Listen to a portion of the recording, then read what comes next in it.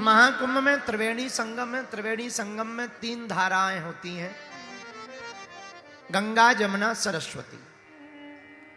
पर कभी आप संगम जाओ तो गौर से देखना, 2 धाराएं दिखेंगी, गंगा जी मिलेंगी और जमुना जी, पर सरस्वती दिखाई नहीं देती।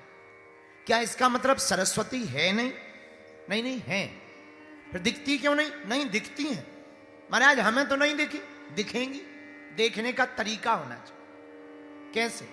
त्रिवेणी के संगम में जैसे गंगा और जमुना दिखाई देती हैं, वैसी सरस्वती भी दिखाई देती हैं। बोले कहां?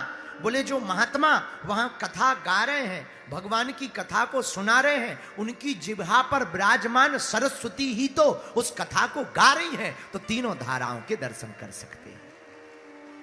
लेकिन एक बात उठती है, क्या आपको संगम में स्नान करना है तो जाना पड़ेगा, हां या ना?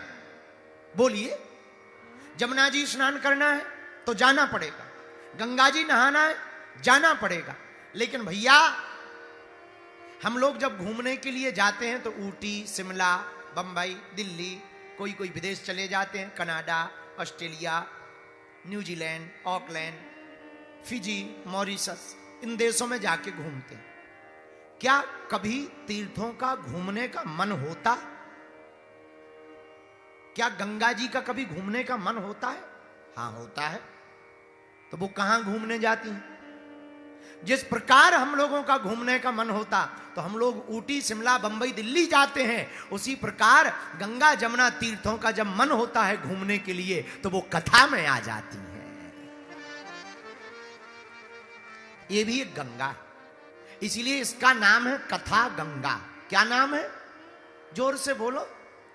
भागवत को भी कथा गंगा कहा। अच्छा, गंगा क्यों कहा? दोनों में नहाना पड़ता है, गंगा जी में भी डुबकी लगाना पड़ता है, यहां भी बैठ करके डुबकी लगाना पड़ता है। पर एक है, सावधानी हटी दुर्घटना घटी।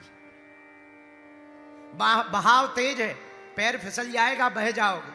उसी प्रकार कथा में भी कथा के प्रवाह का बहाव तेज है। अगर तुमने अर्थ का अनर्थ कर दिया तो कथा से भी तुम चूक जाओगे, भटक जाओगे।